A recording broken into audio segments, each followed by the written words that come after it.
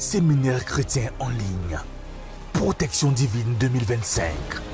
Préparez-vous à entrer dans une nouvelle année sous la couverture de la protection divine. Ce 31 décembre 2024, à partir de 10h et le soir à 22h, rejoignez-nous pour un séminaire chrétien en ligne exceptionnel. Un moment de révélation des secrets bibliques.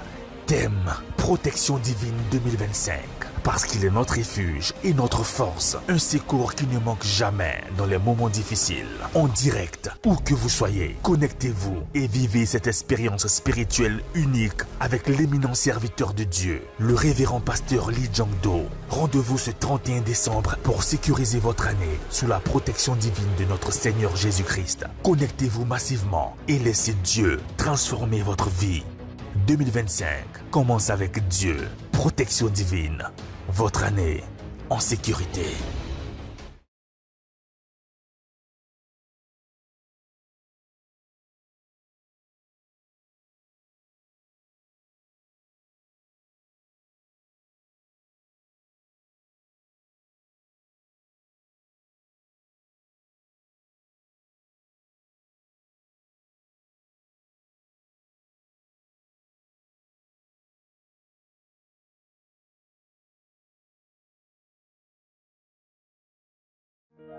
Seigneur, tu es la force, l'amour qui brûle en moi comme une flamme, le soutien de mon âme.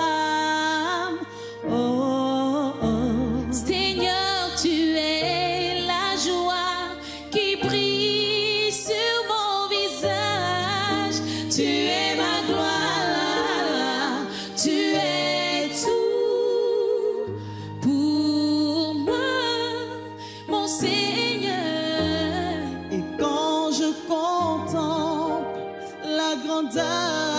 De ton amour,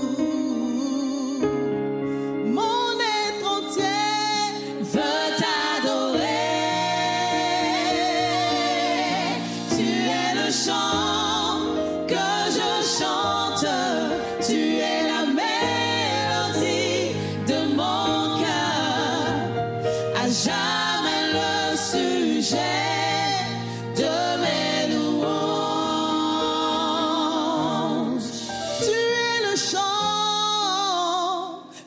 Chante, Père, la mélodie de mon cœur, à jamais le sujet de mes louanges.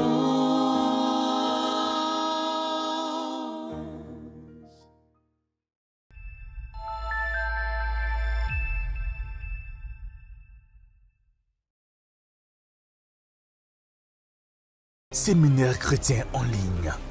Protection divine 2025. Préparez-vous à entrer dans une nouvelle année sous la couverture de la protection divine. Ce 31 décembre 2024, à partir de 10h et le soir à 22h, rejoignez-nous pour un séminaire chrétien en ligne exceptionnel. Un moment de révélation des secrets bibliques. Thème: Protection divine 2025. Parce qu'il est notre refuge et notre force, un secours qui ne manque jamais dans les moments difficiles. En direct, où que vous soyez, connectez-vous et vivez cette expérience spirituelle unique avec l'éminent serviteur de Dieu, le révérend pasteur Lee Jong-do. Rendez-vous ce 31 décembre pour sécuriser votre année sous la protection divine de notre Seigneur Jésus-Christ. Connectez-vous massivement et laissez Dieu transformer votre vie. 2025 commence avec Dieu. Protection divine. Votre année en sécurité.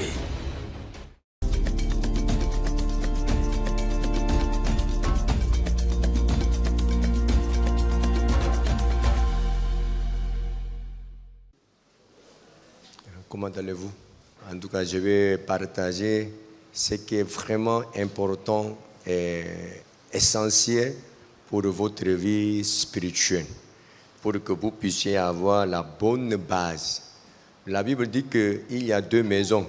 La maison qui est construite sur le roc et puis la maison qui est construite sur les sables. Jésus n'a pas parlé de la maison. Plutôt, il a parlé de la fondation.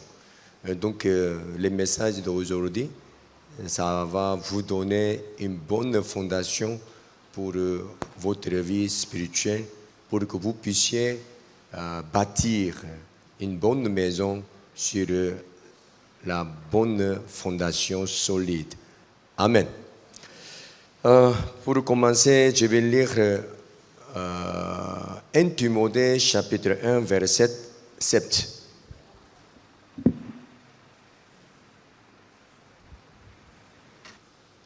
« 1 Timothée chapitre 1 verset 7. Ils veulent être docteurs de la loi, ils ne comprennent ni ce qu'ils disent, ni ce qu'ils affirment. » Lorsque on a lu ce texte, qu'est-ce que vous avez senti? Mais en temps normal, vous devez penser que vraiment c'est une chose qui est bizarre. C'est très très bizarre. Pourquoi? Voilà, ils sont qui? Je ne sais pas d'abord, mais ils veulent être docteurs de la loi. Ce n'est pas qu'ils veulent avoir le diplôme de doctorat, non. Ils veulent être docteurs de la loi. Ça veut dire qu'ils veulent enseigner la loi. Vous comprenez? Ils veulent enseigner la loi. S'il connaît la loi exactement, qui va dire non? Il peut enseigner la loi sans problème. Mais voilà ce qui est écrit suivant. Ils ne comprennent ni ce qu'ils disent, ni ce qu'ils affirment. Ça veut dire qu'il ne vaut rien. Il ne connaît rien ce qu'il est en train de dire. Et puis forcément, il veut enseigner. Si sa connaissance erronée est restée en lui, ça détruit seulement sa personne. Seulement. Mais s'il enseigne ce qu'il ne connaît pas, ce qui n'est pas juste, pour les autres personnes, ça va détruire beaucoup de personnes.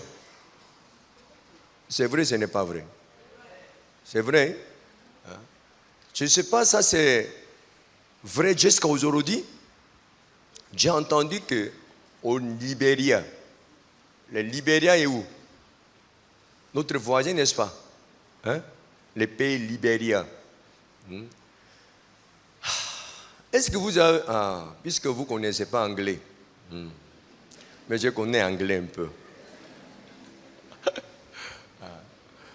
Dernière fois, lorsque les jeunes libériens sont venus ici pour participer à notre camp, on était étonnés. Vraiment, on était étonnés. Leur anglais, ça dépasse Nushi. Vraiment, je ne sais même pas, cet anglais vient d'où? C'est que cet anglais n'est pas venu des États-Unis. Cet anglais n'est pas venu d'Angleterre. Donc cet anglais est venu d'où? Je ne sais même pas, ça est tombé du ciel ou ça est sorti de la tête, je ne sais pas. Mais c'est que bizarrement, ils se comprennent entre eux. Mais nous ne comprenons rien. Parce que leur anglais, c'est vraiment bizarre. Et puis, ça c'est vrai. Puisque j'ai appris cette nouvelle de pasteur qui est au Libéria actuellement. Il dit que les enseignants des écoles primées, enseignent anglais, alors qu'ils ne savent pas lire anglais. C'est grave, ce n'est pas grave. C'est grave, hein? C'est grave. Les enseignants de l'école, ils ne savent pas lire anglais. Mais ils sont là pour enseigner. C'est grave. Je crois que c'était l'année 2014, 2015. Il y avait des baccalauréats au Libéria. Tous les élèves des terminales, ils ont postulé pour avoir bac. Vous savez, le résultat, personne n'a eu. Personne. Personne. C'est une histoire drôle, mais l'histoire réelle. Vous comprenez? Voilà maintenant, la Bible nous a dit qu'ils veulent être docteurs de la loi. Ils veulent enseigner faussement la loi. Ils veulent enseigner la loi pour les gens. Alors qu'ils ne connaissent même pas la loi. Pourquoi?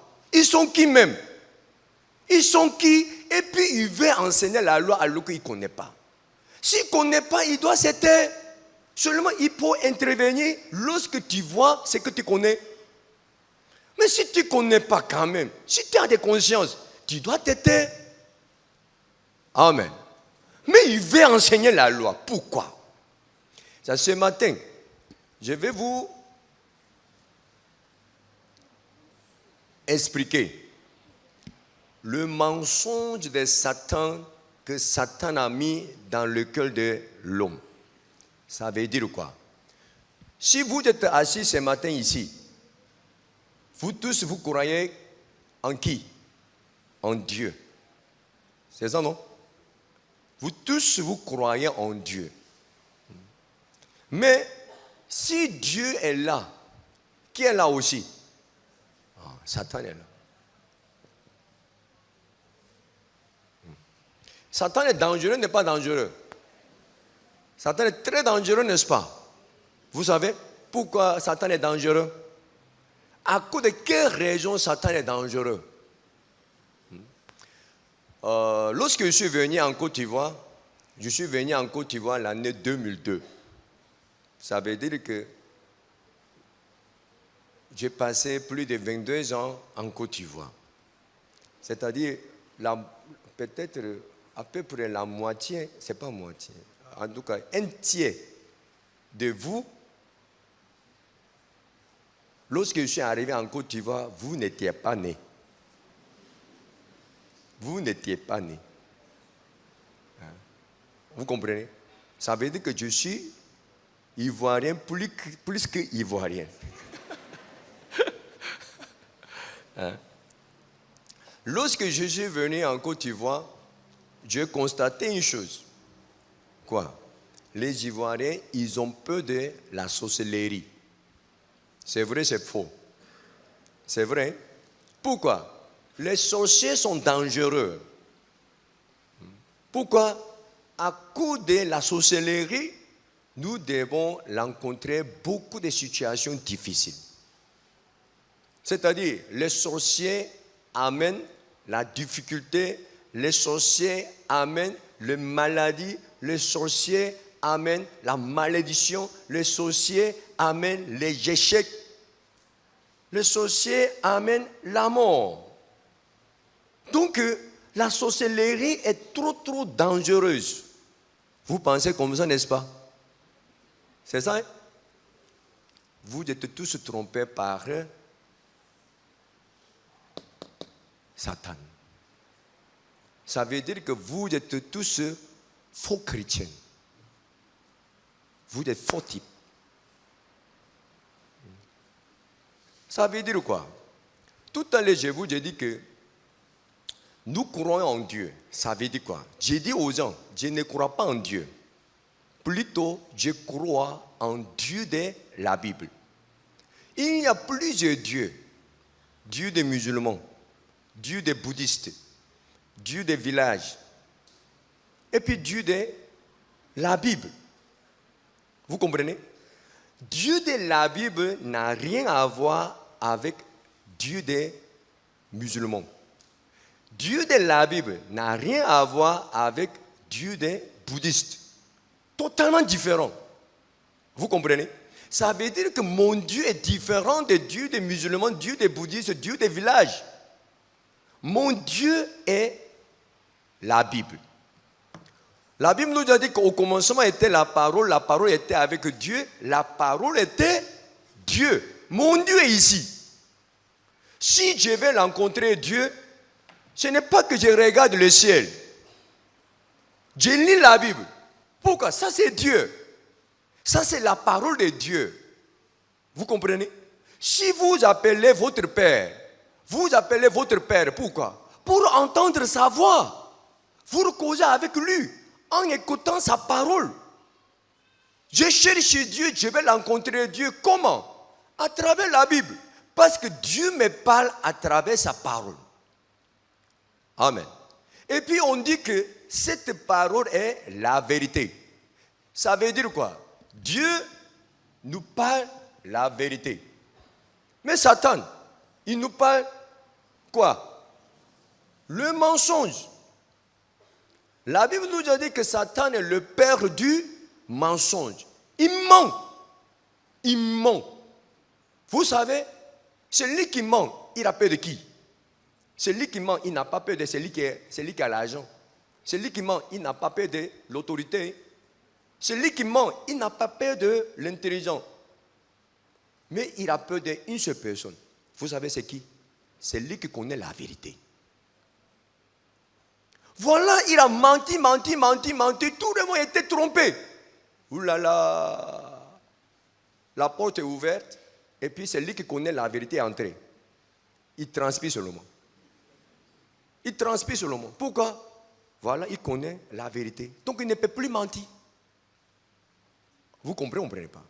Ça veut dire que celui qui connaît la parole de Dieu ne peut jamais être trompé par Satan. Parce que Satan ment. Vous comprenez? Celui qui n'a pas peur de Satan, c'est qui? Celui qui connaît la vérité. Je connais la vérité, donc je n'ai pas peur de Satan parce qu'il ne peut pas me tromper. Même s'il peut tromper tout le monde, il ne peut pas me tromper parce que je connais la vérité. Vous avez peur de la sorcellerie, pourquoi? Parce que vous êtes dans les mensonges. Parce que vous ne connaissez pas ce qui est écrit dans la Bible. À cause de cette raison, vous avez peur de la sorcellerie. Ce qui est le problème, il y a trop de faux pasteurs. Je suis pasteur. Mais il y a trop de faux pasteurs. Mais malheureusement, vous n'avez pas de capacité de discerner qui est faux, qui est vrai. Pourquoi? Parce que vous ne connaissez pas la Bible. Vous comprenez?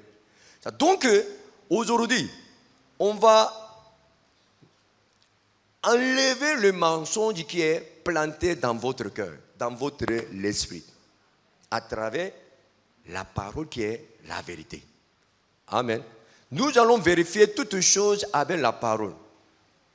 Donc, il faut écrire toute la référence pour que vous puissiez vérifier à la maison. Même si vous n'avez pas le temps de vérifier un à un pendant le culte, après votre retour, vous allez prendre beaucoup de temps pour vérifier toutes choses à votre niveau. Amen. Ça, voilà, tout à l'heure, je vous ai dit que la sorcellerie que les gens parlent, c'est le mensonge. Pourquoi j'ai dit ça? Avec la base qui est biblique. On va lire Jérémie chapitre 45, verset 4.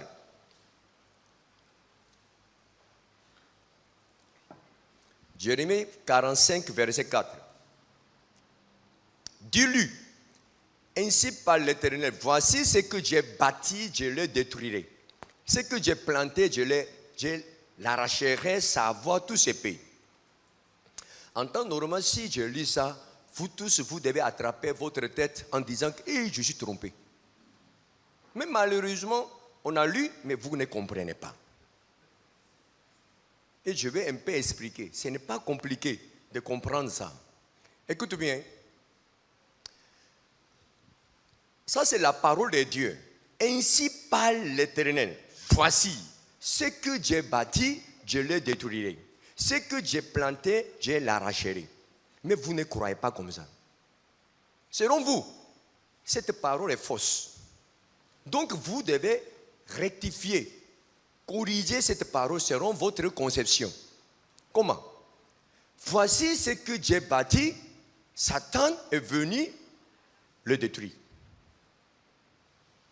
Ça, c'est ce que vous connaissez. Je vais prendre un exemple. Voilà un monsieur qui dit, vraiment, par la grâce de Dieu, j'ai commencé une affaire. Vraiment, ça a bien passé. Toi-même, tu sais que par la grâce de Dieu, je pouvais commencer cette affaire, non? Voilà, au début, ça s'était bien passé. J'ai gagné beaucoup d'argent. Mais les gens du village, ils sont méchants. ils ont fait des médicaments pour détruire mes affaires. Soudainement, mes affaires sont tombées. Ça ne marche plus. Vraiment, la sorcellerie de Côte d'Ivoire, c'est très fort. Est-ce que vous n'avez jamais entendu ces gens d'expression?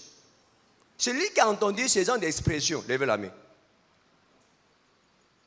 Ah. Qu'est-ce qui était votre réaction? C'est vrai, vraiment, les gens sont mauvais. Vraiment, les gens sont mauvais. Ils sont jaloux. Ils sont mauvais. C'était votre réaction. En temps normal, ce qu'il a dit tout à l'heure, c'est mensonge. Il a dit quoi? Dieu qui a commencé son affaire. Écoutez bien. Si ces bâtiments, par exemple, si ces bâtiments étaient construits par le président Alassane Ouattara, qui va détruire ça? En Côte d'Ivoire. Hein? Même si ce bâtiment est construit au milieu de la route, est-ce que le gouverneur Bakongo va casser ça? Il a cassé tout. Mais il ne peut pas casser ça. Quand même. En Côte d'Ivoire, qui est capable de casser ce que le président Ouattara a construit? Est-ce que cet homme existe? Est-ce qu'on pourra entendre cette histoire? Est-ce que tu as entendu?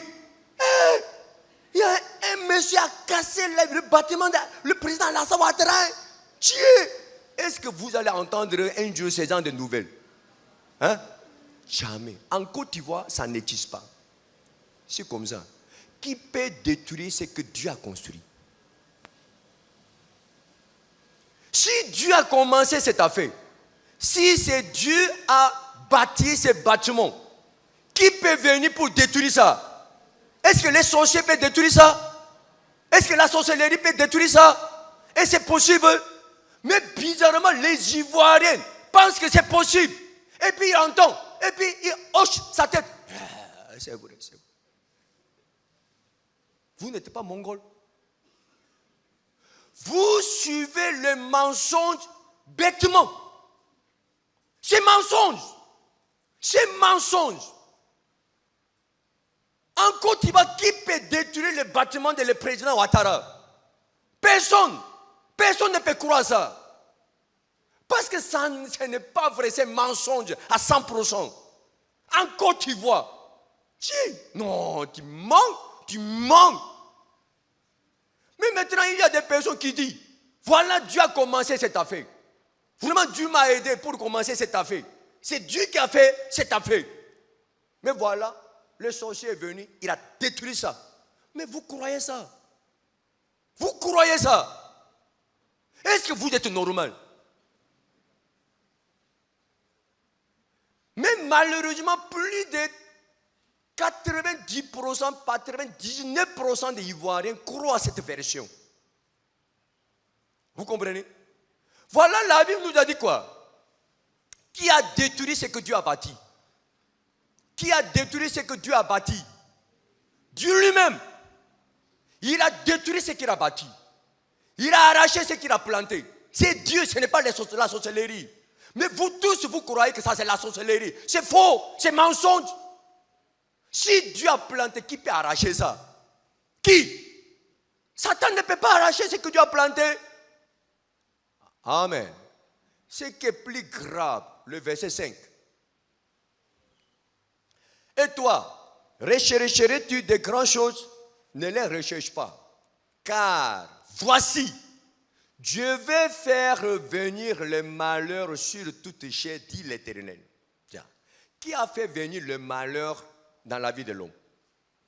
C'est qui? Les sorciers. Les sorciers. C'est la parole de Satan. Qui a fait venir les malheurs sur toute chair? Sur toute chair, ça veut dire quoi? Soit que tu es chrétien, soit que tu n'es pas chrétien, soit que tu es croyant, soit que tu n'es pas croyant. Si vous vivez dans votre chair, forcément vous devez rencontrer le malheur. Pourquoi? C'est Dieu qui a décidé comme ça. Amen. Effectivement, si vous voyez les gens qui sont couchés à l'hôpital, vous pensez qu'ils sont dans la malédiction. Ils sont malheureux. Ils ont rencontré le malheur. Non. Il faut demander celui qui soigne ses patients dans sa vie. Est-ce qu'il n'y a pas de difficultés? Il n'y a pas de malheur? Il y en a. Il y en a. Dieu a dit qu'il a fait venir le malheur sur toute chair. Donc, si nous vivons sur la terre dans la chair, forcément on doit rencontrer le malheur. Sans exceptionnel. Vous comprenez? Amen. Donc cette parole est vraie ou cette parole est fausse? Cette parole est vraie ou cette parole est fausse? Cette parole est vraie. Amen. Mais écoute bien. Une personne vient. Là. Par exemple, il y a un jeune qui a rencontré la difficulté. Il a rencontré le malheur. Vous comprenez? Ça, voilà le faux pasteur. Comment il lui montre la solution? Voilà. Mon frère, tu as rencontré cette difficulté. Tu sais pourquoi? Dans ta famille, il y a un sorcier. Dieu m'a montré une vision. Il y a une personne qui a maudit ta vie.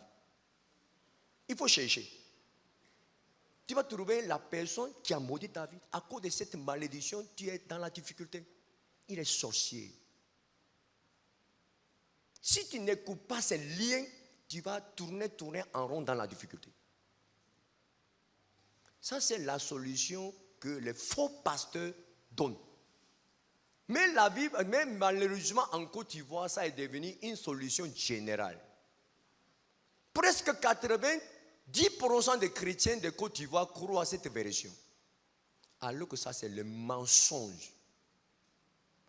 Écoute bien, si je suis le vrai pasteur, je dois utiliser la Bible pour trouver la solution.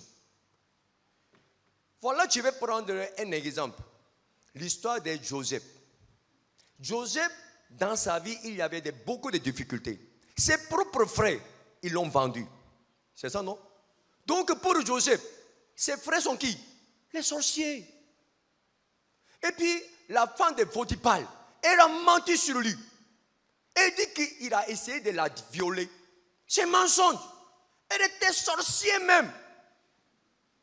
Elle a menti sur lui pour faire du mal dans sa vie.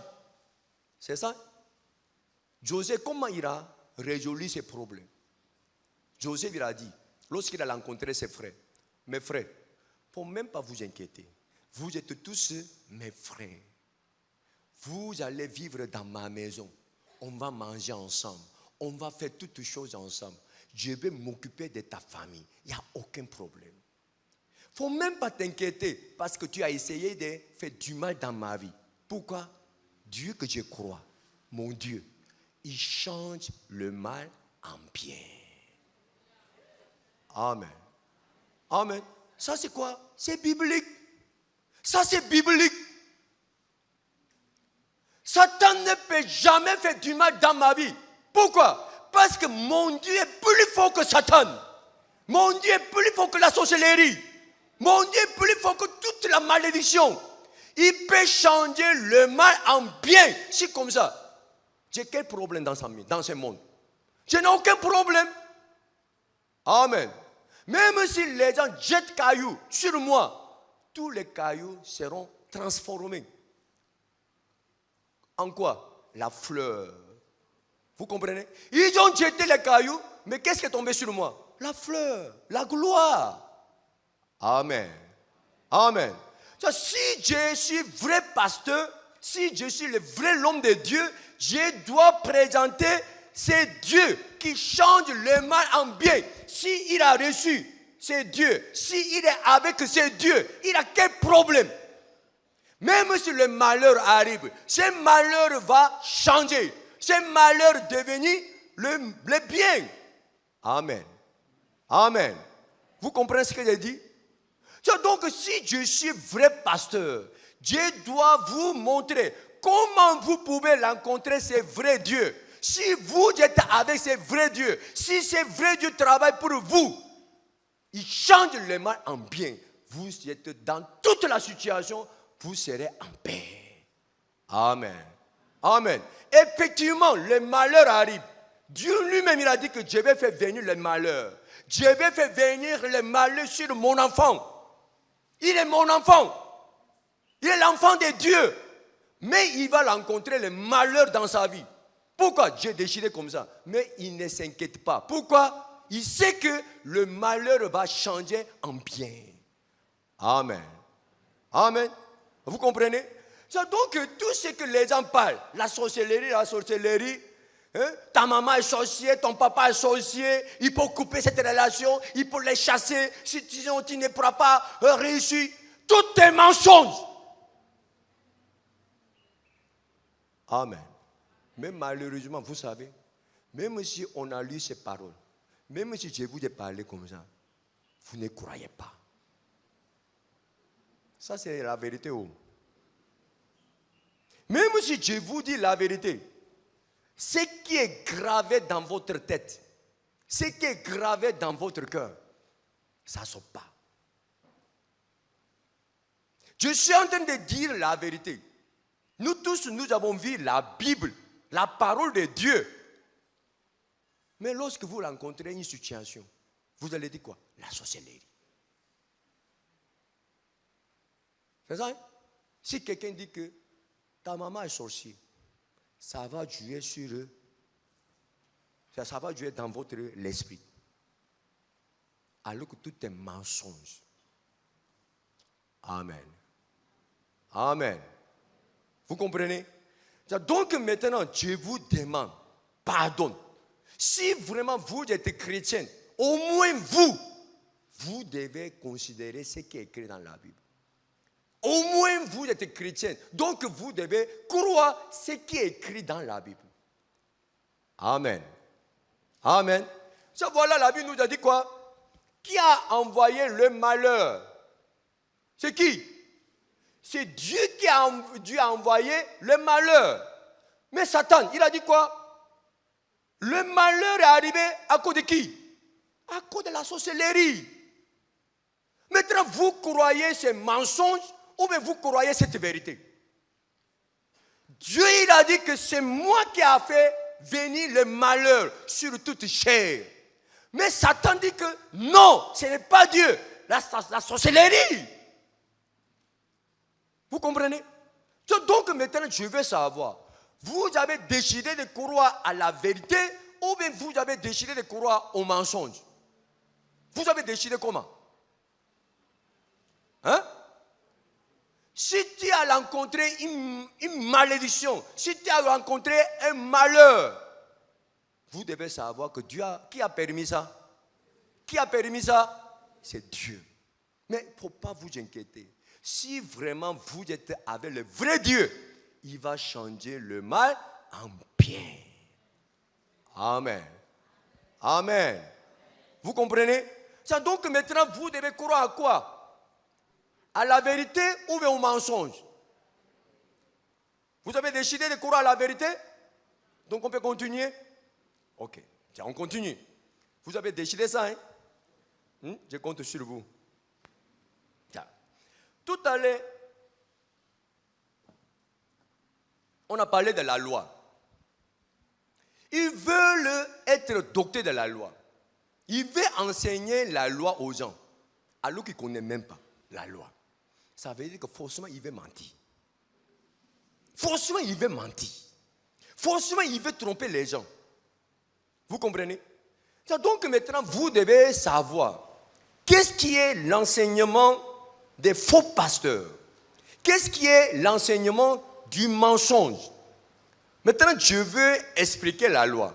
Vous allez entendre la définition de la loi, le rôle de la loi. Vous allez entendre. Et puis, vous devez savoir, est-ce que cette explication est vraie ou bien fausse? Amen. Avant de parler, je vais lire 1 Timothée, chapitre 1, verset 7 encore. Ils veulent être docteurs de la loi et ils ne comprennent ni ce qu'ils disent, ni ce qu'ils affirment. Verset 8. Nous ignorons pas que la loi est bonne. La loi est bonne. Comment? Pourvu qu'on en fasse un usage légitime. Ça veut dire quoi? Lorsque la loi est utilisée selon son usage, en ce moment-là, la loi devient une bonne chose. Ça veut dire quoi? J'ai acheté les gants. Je dois utiliser les gants pour les pieds ou pour les mains? Hein? Pour les mains, c'est pas ça. Mais j'ai mis ça sur mes pieds. Ça peut me faire tomber. Parce que ça n'entre pas. Vous comprenez? C'est-à-dire, en portant les gants sur mes pieds, si je marche, ça peut me faire tomber. Vous comprenez? Parce que j'ai mal utilisé les gants. En temps normal, je devais utiliser les gants selon son usage. Vous comprenez? Mais je n'ai pas utilisé les gants selon son usage. Vous comprenez? Donc, lorsque j'ai utilisé cet objet selon son usage, en ce moment-là, je peux bénéficier de cet objet. Amen. De même, on doit utiliser la loi selon son usage. En ce moment-là, on peut bénéficier de la loi. Sinon, la loi va devenir une mauvaise chose et puis elle va me tromper pour m'amener à l'enfer. Amen. Vous comprenez? Donc maintenant, je vais expliquer le rôle de la loi, l'usage de la loi. Dieu nous a donné la loi pourquoi? Maintenant, je commence. Bien écoutez. Vous savez que lorsque Moïse est monté sur la montagne avec 2 tables de pierre, ce n'est pas Moïse qui a écrit les 10 commandements sur 2 tables de pierre. C'est Dieu lui-même. La main de Dieu a apparu. Dieu a écrit 10 commandements avec sa propre main sur 2 tables de pierre. Amen. Lorsque Moïse a reçu les 10 commandements, il est descendu et puis il a communiqué les 10 commandements au peuple d'Israël. Depuis ce moment-là, on devait respecter le commandement de Dieu. Voilà ces commandements. Ce n'était pas écrit par l'homme, c'était écrit par Dieu lui-même. Donc, on doit respecter la loi, on doit observer la loi. Oui, respecter la loi, c'est dur, c'est vraiment dur, c'est très difficile. Mais on ne doit pas être découragé. Même si on a transgressé la loi, on doit prendre un engagement encore, un nouveau engagement pour continuer. Oui, on peut transgresser la loi, mais on doit savoir que un jour, on pourra arriver à la perfection. On tend vers la perfection. Amen. Amen. Donc, on doit tout faire pour respecter le commandement de Dieu. Le commandement de Dieu est comme un panneau. C'est-à-dire comme un panneau trapique. Donc, voilà, ces panneaux nous montrent comment on doit marcher, comment on doit vivre, comment on doit se comporter. Selon ces panneaux, on peut savoir comment c'est la direction de notre vie. Vous comprenez? Si on a transgressé la loi, on demande pardon. Et puis on recommence. Lorsqu'on a transgressé la loi, on demande pardon encore. Et puis on recommence. Parce que Dieu nous a donné cette loi. Donc jusqu'à notre mort, on doit essayer de respecter la loi avec tout notre cœur. Parce que c'est Dieu qui nous a donné cette loi. Amen. J'ai bien expliqué, j'ai mal expliqué. C'est celui qui croit que j'ai bien expliqué, levez la main. Je suis d'accord. Écoute bien. Vous êtes tous trompés par Satan. Ce que j'ai parlé tout à l'heure, hein, c'est le mensonge de Satan. 100%. Vous comprenez? Vous voyez comment Satan vous a trompé? Comment Satan vous a trompé? J'ai menti seulement. J'ai menti pour vous amener à l'enfer. Tous ceux qui ont soulevé la main, vous devez savoir que aujourd'hui, si vous mourrez, maintenant, si vous mourrez, vous irez à l'enfer. Donc, il ne faut pas mourir ici. Peut-être après le culte spécial, ça dépend de vous. Mais il ne faut pas mourir. Vous ne pourrez jamais aller au paradis. Sans mentir. Satan nous trompe. Écoute bien, comme je vous ai dit, Les gens, ils ont peur de la sorcellerie parce que les gens pensent que les sorciers amènent la difficulté, les problèmes. Non. On doit avoir peur de la sorcellerie. On doit avoir peur de Satan. Pourquoi? Il nous trompe. Je vais prendre un exemple.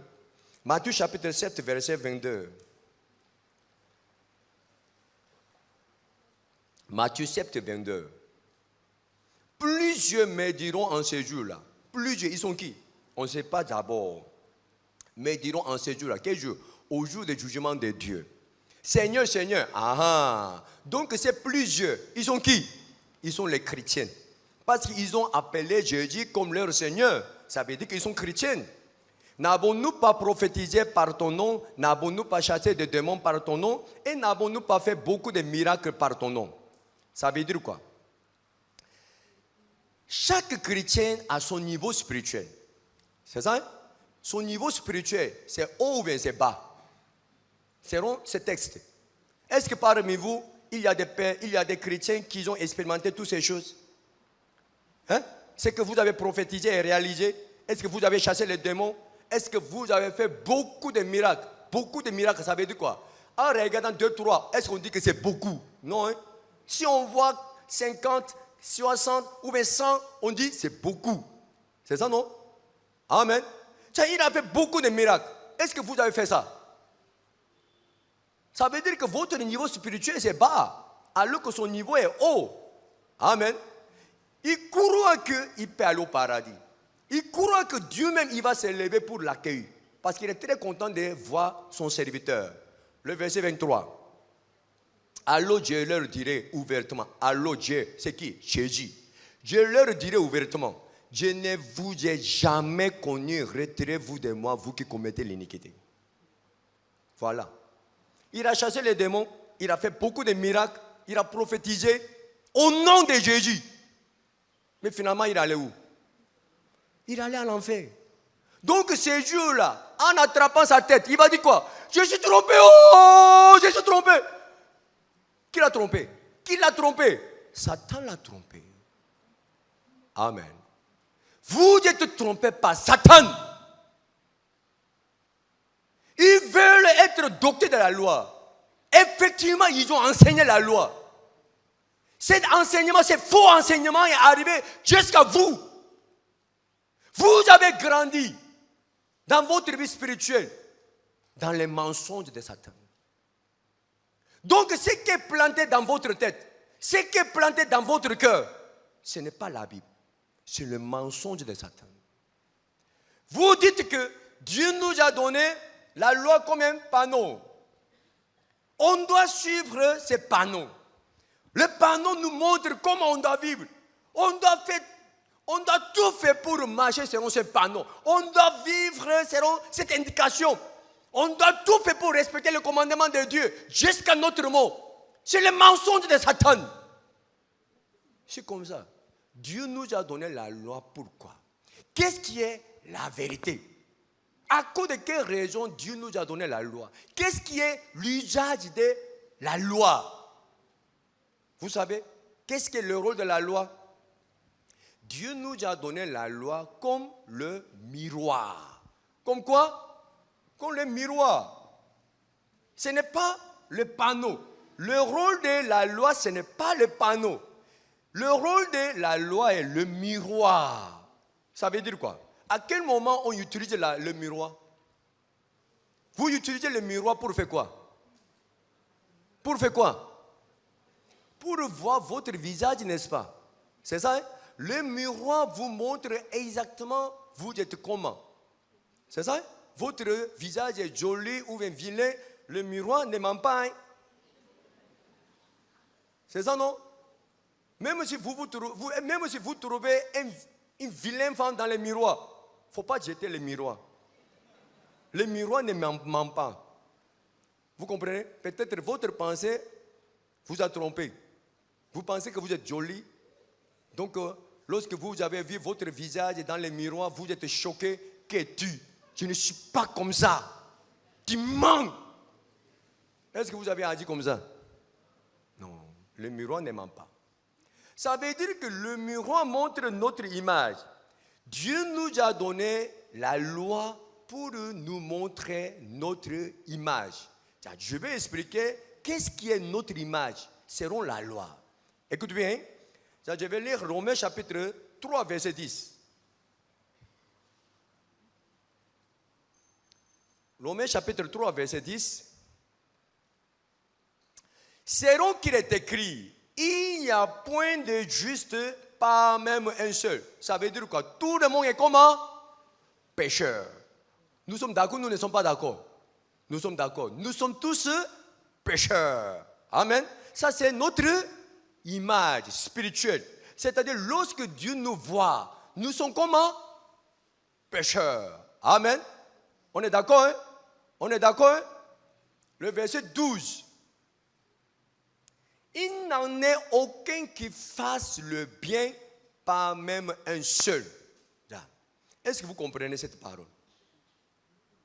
Est-ce que vous comprenez cette parole? Je vais demander. Monsieur, comment tu t'appelles? Hein? Fédric. Fédric. Monsieur Fédric, tu es pécheur ou tu es juste? Tu es pécheur. Comme ce qui est écrit dans la Bible. C'est ça? Depuis ta naissance jusqu'à aujourd'hui, tu n'as jamais fait du bien. Il dit, si, j'ai fait du bien. Ça veut dire quoi? Il ne comprend pas français. Il n'est pas d'accord avec la Bible. Selon lui, la Bible est fausse. La Bible est un livre du mensonge. Selon lui. On va lire cette parole que nous avons lue tout à l'heure. Il n'en est aucun qui fasse le bien, pas même un seul. Ça veut dire quoi? Selon Dieu, il n'a jamais vu une personne sur la terre qui a fait du bien. Selon lui. Mais il dit qu'il a fait du bien. Donc, entre Dieu et lui, Fédric, qui est en train de mentir? Fédric, il dit qu'il a fait du bien. Dieu a dit que non, je n'ai jamais vu une personne qui a fait du bien sur la terre. Non, ce n'est pas possible. Je n'ai jamais vu qui a fait du bien sur la terre. Je n'ai jamais vu. Mais il dit que je suis là. C'est moi qui a fait du bien. Seigneur, tu exagères trop. Tu mens. Dieu a dit que non, je n'ai pas menti. Je n'ai jamais vu une personne qui a fait du bien. Il dit, j'ai fait du bien. Donc, il est en train de discuter avec Dieu. Maintenant, vous voulez soutenir qui? Seigneur, vraiment, je connais Fédric. Quand même, il a fait du bien. Il faut revoir. Je pense que tu es trop vieux. Tu as pris beaucoup d'âge. Donc, tu vois un peu flou. Sinon, il a fait du bien. Il m'a aidé beaucoup. Il est bonne personne quand même. Oui, il pêche.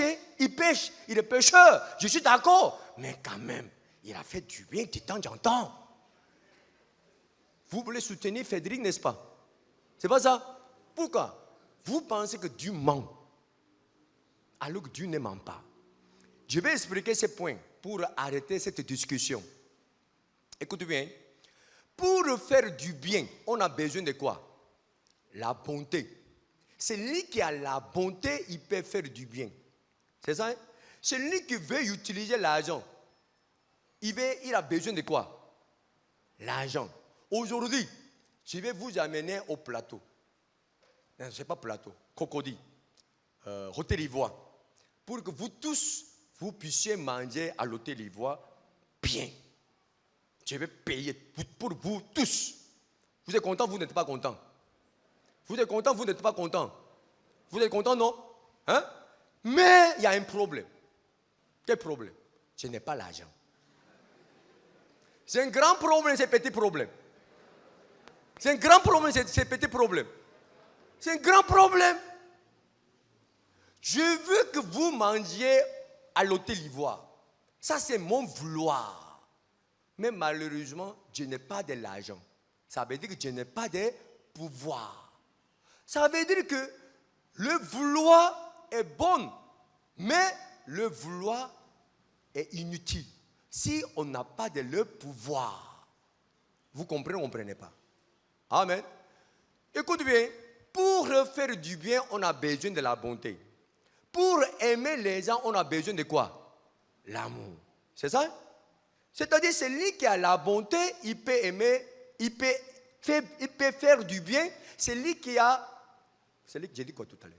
Celui qui a la bonté, il peut faire du bien. Celui qui a l'amour, il peut aimer les gens. C'est ça? Mais écoute bien.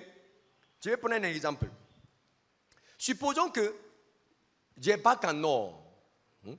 Ma bac est bien jaune, bien brillant. C'est l'or pur. J'ai acheté ça. Vraiment, c'est bien joli. Et donc, j'ai dit aux gens, j'ai de l'or. J'ai dit ça. Mais voilà, 6 mois plus tard, la couleur de ma bac a commencé à changer. Ça, c'est vrai or, mais c'est faux or. C'est vrai or, mais c'est faux or. Si c'était vrai, est-ce que la couleur change? La couleur ne change pas si c'était vrai or. C'est ça? Puisque la couleur a changé. Ça, c'est comment? Le faux or. Depuis ce moment-là, je dois changer mon langage. Je dois dire quoi? Je n'ai pas de l'or. C'est vrai, ce n'est pas vrai. C'est ça, non? Écoute bien. Fédric, il dit qu'il a fait du bien. Ça veut dire que tu as de la bonté. Tu as de l'amour. Ça m'étonne, je te pose une question. Ta bonté et puis ton amour change ou ne change pas selon la situation. Ton amour change ou ne change pas selon la situation. Change. Donc, ton amour est vrai amour, mais c'est faux amour. Faux amour. Mais tu dis que tu as l'amour. Tu mens, non? Il dit que son amour est faux. C'est comme ça, il doit dire que je n'ai pas de l'amour. Parce que mon amour qui est en moi, c'est faux amour. Vous comprenez? J'ai dit quoi? J'ai de l'or. Parce que j'ai pensé que ma bague était bague en or. Mais la couleur a changé. Ça veut dire que ce n'est pas vrai or. Donc je dois dire quoi? Je n'ai pas de l'or. Toi aussi, tu dois dire que tu n'as pas de l'amour. Tu n'as pas de la bonté. Parce que tu ne peux... C'est ton amour et ta bonté changent selon la situation. Donc finalement, tu dois dire quoi? Tu n'as pas de l'amour. Tu n'as pas de la bonté. Qui ne peut jamais faire du bien. Qui ne peut jamais aimer les gens. Oui, tu peux avoir de vouloir. Mais tu ne pourras jamais avoir de pouvoir. Amen. Amen. Même si je n'ai rien, si je vois Galatie S24, est-ce que parmi vous, il y a des personnes qui ont le Galatie 24? Il y en a? Il n'y en a pas. Si vous voyez Galatie S24 qui est bien exposé, vous allez avoir quoi? Envie d'acheter ça. C'est ça? Vous avez des vouloirs d'acheter ça. C'est ça? Est-ce que vous pouvez avoir des pouvoirs d'acheter ça? Vous n'avez pas l'argent. Vous comprenez? Donc on va lire Romains chapitre 7, verset 18.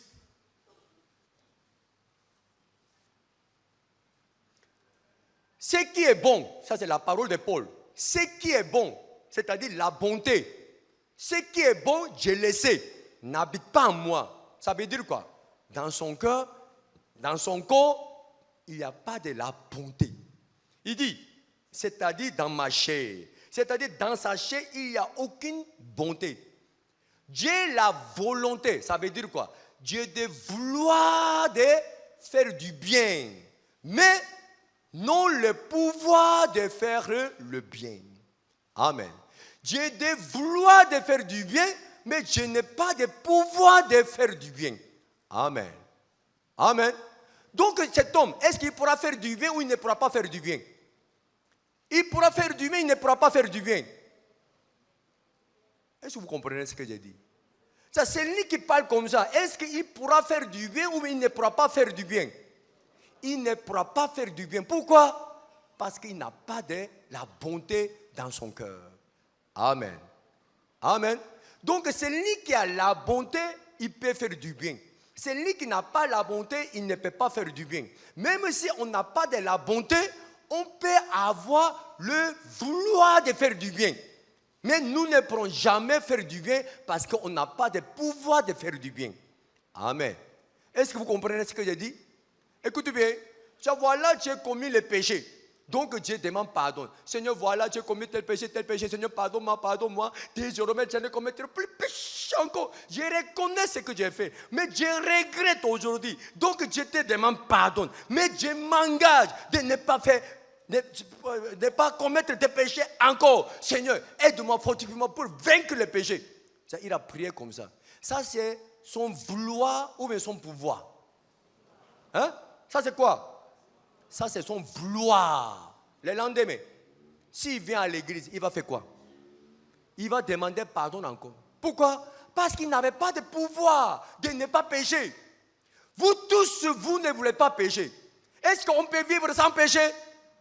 Jusqu'à présent, je n'ai jamais péché. Levez la main. Il ne comprend pas français. Il faut laisser.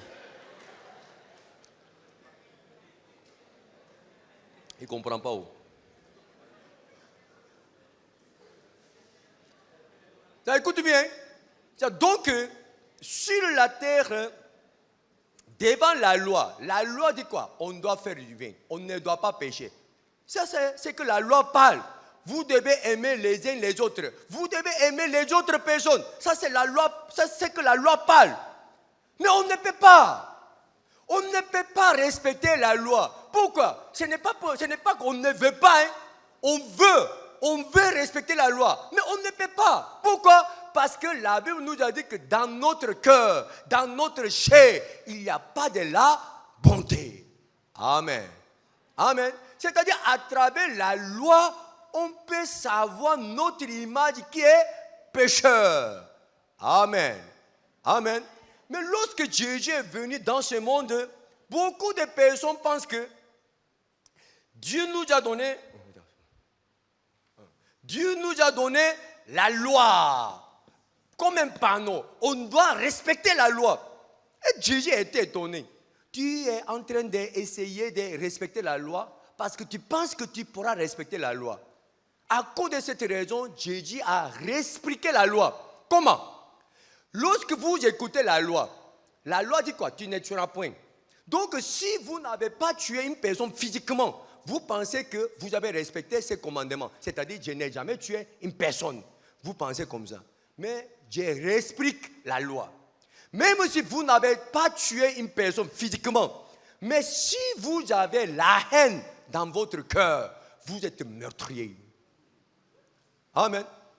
Donc, celui qui n'a jamais tué une personne est devenu meurtrier. Pourquoi? Il a déjà tué son papa. Parce qu'il a déjà tué sa maman. Il a déjà tué ses frères, ses soeurs, ses amis. Pourquoi? De temps en temps, il était fâché contre eux. Dans son cœur, il y avait de la haine contre eux. Amen. Amen. Amen. Oui, sur la terre, il y a beaucoup de personnes qui n'ont jamais tué une personne. Mais sur la terre, il n'y a aucune personne qui n'a pas eu la haine dans son cœur. Sur la terre. Amen. Amen. Ça veut dire que jusqu'à présent, vous avez tué combien de personnes? Selon la version de Jésus. Selon la version de Jésus, vous avez tué combien de personnes jusqu'à aujourd'hui? Et puis, est-ce que vous avez tué une personne une seule fois seulement? Vous avez tué votre maman combien de fois? Plein de fois. Vous avez tué votre père combien de fois? On n'a même pas besoin de parler. Vous avez tué combien de fois votre mari? On n'a même pas besoin de parler. Amen. Amen. Donc nous tous, nous sommes meurtriers. Et puis, écoute bien. Jésus a dit que la loi nous a dit, tu ne commettras point d'adultère. Mais je vous dis, même si tu n'as jamais commis d'adultère, l'adultère, ça veut dire quoi selon la Bible? Écoute bien, l'adultère. Avant le mariage, on ne doit jamais avoir la relation sexuelle. Avant le mariage, on ne doit jamais avoir la relation sexuelle. Après le mariage, vous pourrez avoir la relation sexuelle avec votre mari, avec votre femme seulement. Vous comprenez? Amen. Sous cette condition, celui qui n'a jamais commis d'adultère, levez la main. C'est un culte d'adultère ou bien? Ce n'est pas un culte spécial, hein? C'est un culte d'adultère. Je vois que moi seul a soulevé la main. Effectivement, je n'ai jamais commis d'adultère.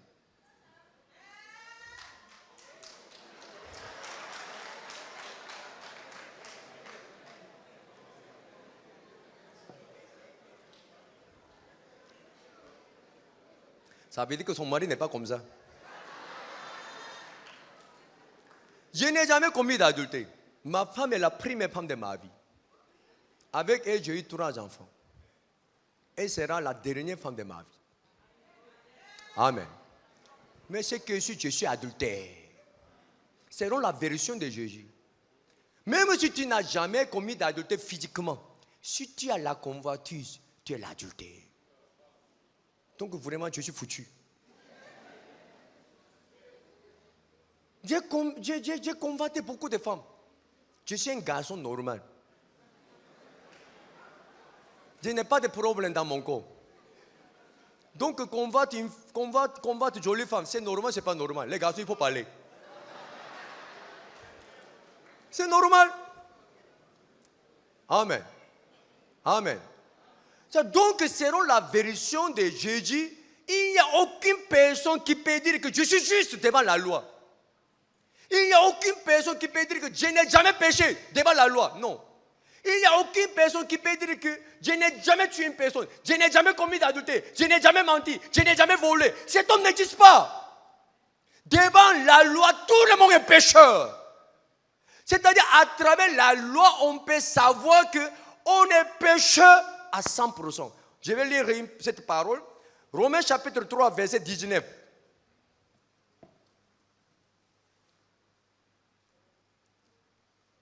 Or, nous savons que tout ce que dit la loi, elle le dit à ceux qui sont sous la loi, afin que toute bouche soit fermée. Ça veut dire quoi?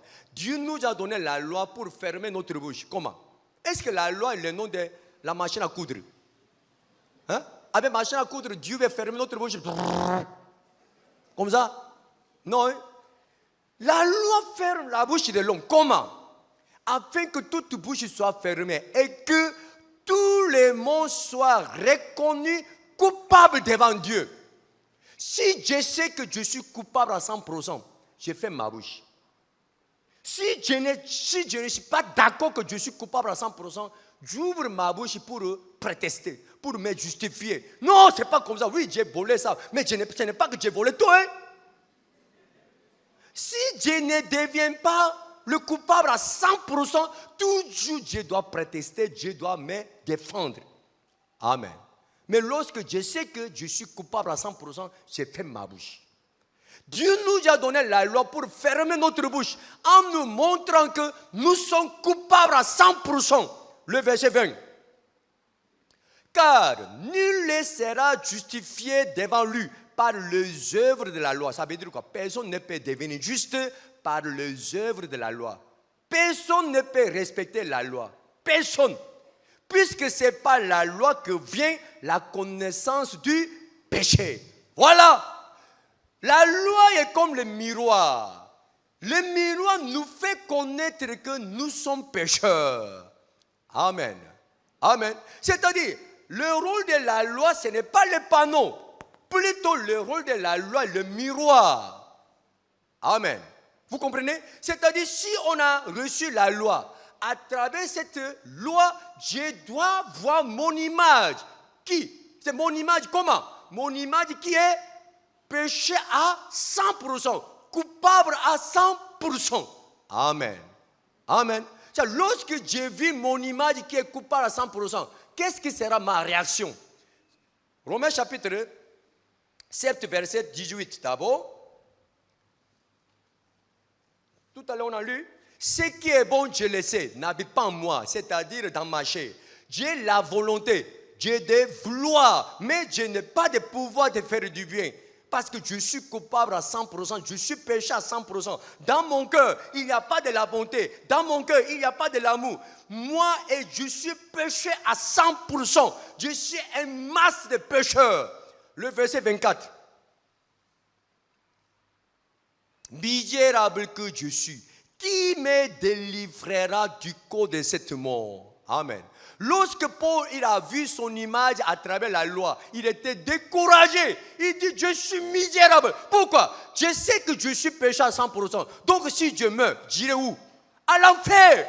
Je suis misérable. Je sais que je dois aller à l'enfer. Mais maintenant, je suis en train de mourir. Comment faire? Je dois attendre la mort pour aller à l'enfer? Non. Donc il dit quoi? Misérable que je suis. Et puis il dit quoi? Qui me délivrera? Il a besoin de qui? Le Sauveur. Seigneur, sauve-moi. Je ne peux pas sortir du péché. Je ne peux pas résoudre le problème de mes péchés. Je suis vendu au péché. Je suis l'esclave du péché. Seigneur, sauve-moi. Amen. Lorsque l'homme a vu son image à travers la loi qui est le miroir, voilà la réponse qui sort de la bouche de l'homme. Amen. Voilà, Dieu nous a donné la loi. Lorsque Dieu nous a donné la loi, en nous donnant la loi, il attend la réponse, c'est-à-dire la réaction de l'homme. Ça veut dire quoi? Écoute bien. Si Dieu vous a donné, si Dieu vous a envoyé un cadeau par Yango, hein? Vous avez reçu mon cadeau. Mon cadeau était quoi? Les chaussures. Vous comprenez? Ça, voilà, j'ai envoyé ce cadeau comme M. Frédéric. J'ai envoyé les chaussures. Maintenant, comment tu vas réagir? Tu vas dire quoi? Tu as reçu mon cadeau, non? Donc maintenant, tu dois réagir, n'est-ce pas? Si tu es poli. Qu'est-ce que tu vas dire? Je vais te dire merci. Et je vais te dire, j'ai reçu le message. J'ai reçu le cadeau. C'est ce que je vais dire. Il est impoli.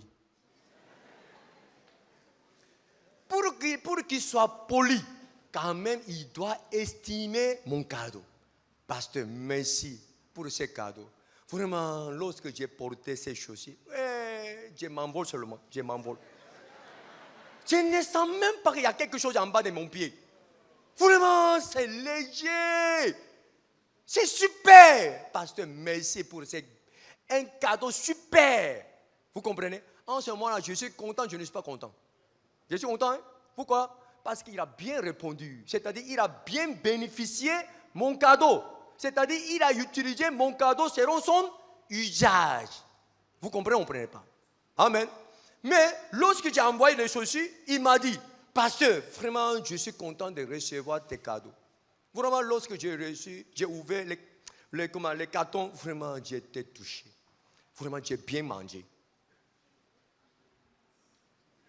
J'ai envoyé les chaussures. Il a dit quoi? Il a bien mangé. C'est selon moi. Il est normal, il n'est pas normal. Il mange les chaussures. Il mange les chaussures. Il a pris quel cadeau? Ouvrez les cadeaux. Dans la livraison, est-ce que les cadeaux étaient mélangés? Je peux penser comme ça, n'est-ce pas? Pourquoi? Sa réaction était une réaction inattendue. C'est-à-dire, en temps normal, celui qui a pris les chaussures ne doit pas parler comme ça. Est-ce qu'il doit dire que j'ai bien mangé? Non. Amen. Même chose. Lorsque Dieu nous a donné la loi, il attend notre réaction. Qu'est-ce qui est notre réaction normale? Seigneur, vraiment, à travers la loi, je vis mon image. Au début, je me suis efforcé pour respecter la loi. Vraiment, j'ai vu que c'était impossible. Parce que j'étais un pécheur qui n'a pas de la bonté. Je suis coupable à 100%, je suis péché à 100%. Grâce à cette loi, je vis mon image que péché à 100%. Seigneur, vraiment, je suis misérable. Seigneur, sauve-moi. Vraiment, Dieu a besoin de le sauveur. Vous comprenez? Dieu, il a attendu cette réaction. Vous comprenez? Mais voilà comment les gens réagissent. Seigneur, j'ai reçu la loi. Vraiment, je vais tout faire pour respecter la loi. On tend vers la perfection. Jusqu'à un moment, je vais respecter la loi. Il est normal, n'est pas normal. Il n'est pas normal. Amen. Celui qui a vu son image, est-ce qu'il peut dire qu'avec ses défauts, avec sa force, il pourra respecter la loi un jour? Non. Non. C'est-à-dire les gens utilisent la loi dans le mensonge de Satan. On ne doit pas utiliser la loi comme les panneaux. On doit utiliser la loi comme le miroir. On ne doit pas agir comme si on a reçu le panneau. On doit réagir parce qu'on a reçu le miroir. Amen. Amen. Donc celui qui a vu son image, il cherche qui? Le sauveur. Donc la loi est contente parce qu'il a fini de jouer son premier rôle. Maintenant, la loi doit jouer son deuxième rôle. Qu'est-ce qui est son deuxième rôle? Galates chapitre 3, verset 24.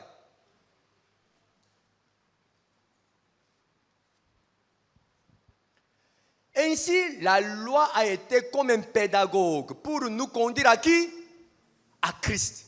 C'est-à-dire la loi qui nous a montré notre image qui est péché à 100%, qui a besoin de le sauveur. Effectivement, ces mêmes lois nous conduisent au sauveur, qui est Christ.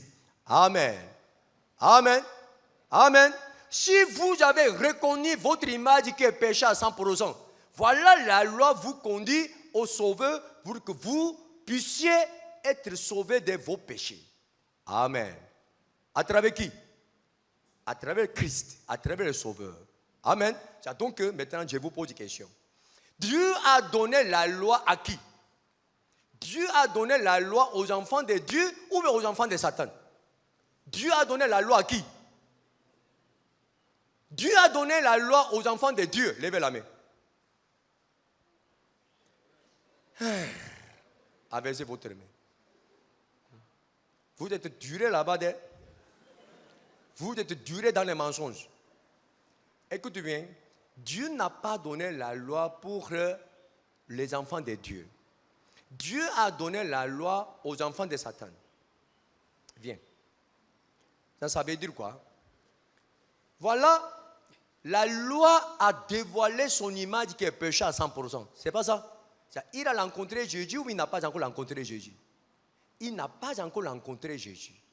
Il a vu son image qui est péché à 100%. Donc il sait que maintenant il a besoin d'un sauveur pour résoudre les problèmes de ses péchés, pour sortir du péché. C'est pas ça? La loi doit l'amener à qui? À Jésus, au sauveur. Pourquoi? Parce qu'il n'a jamais rencontré le sauveur. S'il a rencontré le sauveur, à travers le sauveur, il sera né de nouveau, il va devenir juste, il va résoudre les problèmes de ses péchés, et puis il va devenir enfant de Dieu. Amen. Amen. Donc, Dieu a utilisé la loi pour les enfants de Satan. Amen. Tu es enfant de Satan. Regarde ton visage vilain. Le visage enfant de Satan. Regarde ton visage avec quoi? Avec la loi. Vous comprenez? Lorsqu'il a vu son visage, ah, misérable que je suis. Ah, je suis enfant de Satan. J'irai à l'enfer. Oh, qu'est-ce que je dois faire pour sortir du péché? En ce moment-là, vraiment, tu as bien vu ton image. Je vais t'amener à la solution. Vous comprenez? Amen. Donc, Dieu a donné la loi à ceux qui n'ont pas encore rencontré Jésus. Amen. On va lire cette parole. 1 Timothée chapitre 1, verset 8. Nous n'ignorons pas que la loi est bonne, pourvu qu'on en fasse un usage légitime. Ça veut dire qu'on doit utiliser la loi selon son usage, pour que la loi soit bonne. Le verset 9. Sachant bien que la loi n'est pas faite pour les justes. La loi était faite pour qui? Mais pour les méchants et les rebelles, les impies et les pécheurs. Amen. Les irreligieux, ça veut dire qu'ils ne croient même pas en Dieu. Et les profanes, les parricides, les meurtriers. Amen. Amen. Ils sont enfants de Dieu, ils sont enfants de Satan. Ils sont enfants de Satan. Dieu n'a pas fait la loi pour ses enfants. Dieu n'a pas fait la loi pour les justes. Mais Dieu a fait la loi pour les pécheurs, pour les irreligieux, les profanes. Pour qu'ils puissent savoir leur image, qu'ils ont besoin de le Sauveur. Amen. Amen. S'ils ont rencontré le Sauveur qui est Jésus, maintenant ils ont besoin de la loi, ils n'ont plus besoin de la loi. Ils n'ont plus besoin de la loi. Galates chapitre 3, verset 25.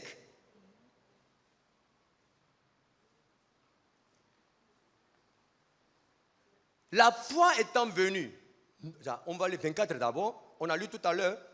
Ainsi, la loi était comme un pédagogue pour nous conduire à Christ, afin que nous fussions justifiés par la foi en Jésus. 25. Et la foi étant venue, Jésus étant venu, nous ne sommes plus sous ces pédagogues. Amen. Ça, maintenant, je vais aller à Yamoussoukro. Donc, pour aller à Yamoussoukro, je prends Baka. Pour aller où? D'abord, à jamais.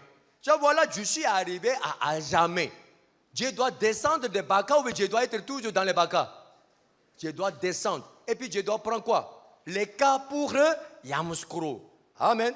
De même, on doit utiliser la loi. On doit monter dans la loi jusqu'à devant Jésus. Amen. Si on est arrivé devant Jésus, on descend la loi. Et puis on doit dire au revoir. Il ne faut pas oublier de saluer. Amen. On dit au revoir. Et puis maintenant, on rencontre qui? Jésus. Par Jésus, on pourra aller où? On ira où? Au paradis. Amen. Amen. Donc, on est monté dans la loi. Maintenant, si vous avez suivi cet enseignement, on est descendu de la loi. C'est ça? Amen. Maintenant, on doit rencontrer qui? Jésus. Amen. Amen.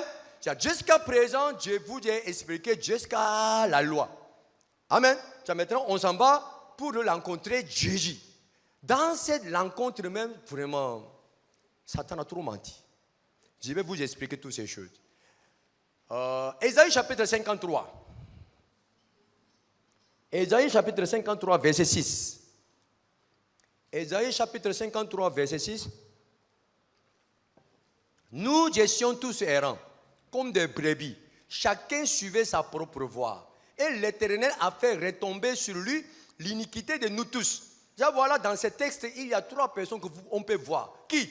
D'abord, nous. C'est ça? Hein? Nous étions tous errants. Nous, c'est qui? Les hommes. Nous sommes humains. C'est ça? Nous sommes les hommes. C'est pas ça?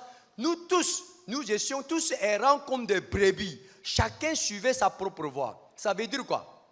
On a péché. C'est pas ça? Amen. Ces 3 personnes viennent.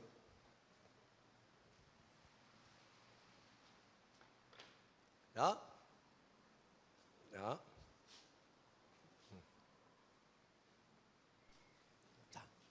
Il est pécheur. Amen. Il est nous. Nous sommes cette personne. Vous comprenez? Et puis, la deuxième personne, on va lire. Et l'Éternel a fait retomber, c'est-à-dire l'Éternel est la deuxième personne. Et puis, on peut voir la troisième personne, c'est qui? Sur lui, c'est qui? C'est Jésus. Amen. C'est-à-dire, la première personne, c'est l'homme. La deuxième personne est l'Éternel. Troisième personne est qui? Jésus. Amen. Vous comprenez? C'est-à-dire, dans ce texte, il y a trois personnes et puis chaque personne joue son rôle. Le rôle de la première personne, c'est-à-dire notre rôle, c'est quoi? Péché. Amen. Nous avons péché. Nous étions tous errants comme des brebis, chacun suivait sa propre voie. C'est-à-dire, en menant notre propre vie, serons nous avons péché. Donc, lorsqu'on a produit ces péchés, voilà comment, qu'est-ce qui est suivante? L'Éternel a fait retomber sur lui l'iniquité de nous tous. C'est-à-dire, l'Éternel a pris cette iniquité. L'Éternel a pris cette iniquité et puis il a fait retomber cette iniquité sur qui? Sur qui? Sur Jésus. Amen. Amen. Maintenant, vous voyez ce schéma. D'abord, l'homme a péché. L'homme a produit le péché. Amen. Lorsque l'homme a péché, ce péché n'est pas resté sur l'homme. Vous comprenez? En temps normal, ce péché que cet homme a commis, ça doit rester sur lui et puis lui-même, il doit résoudre ses problèmes. Vous comprenez? Mais bizarrement, Dieu a arraché ce péché. Et puis il a fait retomber ce péché sur Jésus. Amen. Amen. Donc finalement, qui doit résoudre ces problèmes? Qui doit résoudre ces problèmes? Jésus. Par exemple, il avait des crédits de 1 milliard. Il devait tout faire pour rembourser cet argent. Mais voilà, cet monsieur qui est au milieu a arraché cette dette. Et puis il a fait tomber cette dette sur la troisième personne. Donc à partir de maintenant, qui doit essayer de résoudre ces problèmes de dette? Qui? Cette troisième personne. Amen. Vous comprenez, on ne comprenez pas? Voilà, on a péché. Lorsqu'on a péché, on a pensé que nous devons résoudre ces problèmes. C'est ça, non? Amen. C'est pour résoudre le problème de vos péchés. Ça c'est maintenant le mensonge de Satan sort encore. Écoute bien. Lorsqu'on a péché, qu'est-ce qu'on doit faire? Écoute bien. Lorsqu'on a péché, la plupart des chrétiens, ce n'est pas la plupart des chrétiens seulement, la plupart de tous les religieux, ils utilisent cette manière. Quelle manière? Ils demandent pardon pour eux, ses péchés. C'est vrai, ce n'est pas vrai. Seigneur, voilà, tu as commis tel péché. Pardonne-moi. C'est moi qui ai péché. C'est moi qui ai commis ces péchés. Seigneur, pardonne pour ces péchés. Pardonne-moi. Pardonne mes péchés. Seigneur, vraiment, je regrette. Seigneur, pardonne-moi. Pardonne-moi. C'est ça? En priant comme ça, on a cru qu'on a reçu le pardon des péchés. Donc, on est content. On est assuré qu'on a résolu le problème de nos péchés. Le lendemain, on a péché encore.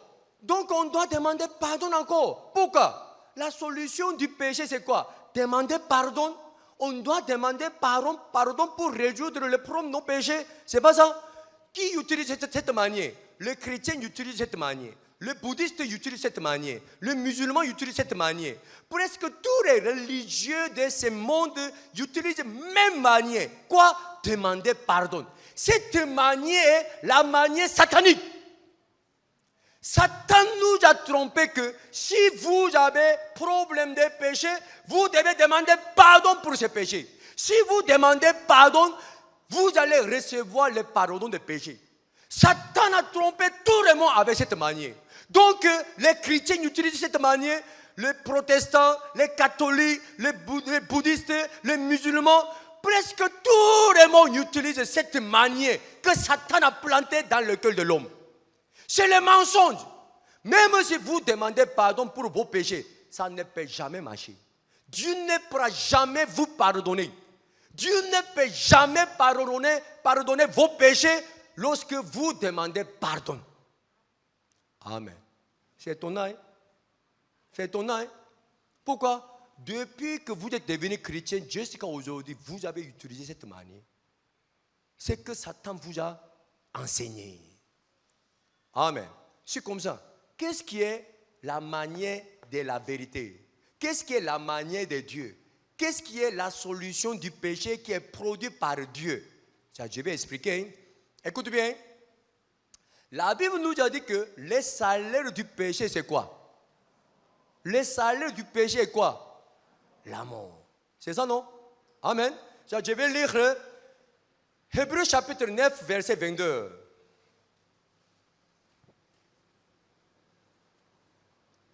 Hébreux 9, 22. Et presque tout, d'après la loi, est purifié avec le sang. Après la loi, est purifié avec le sang.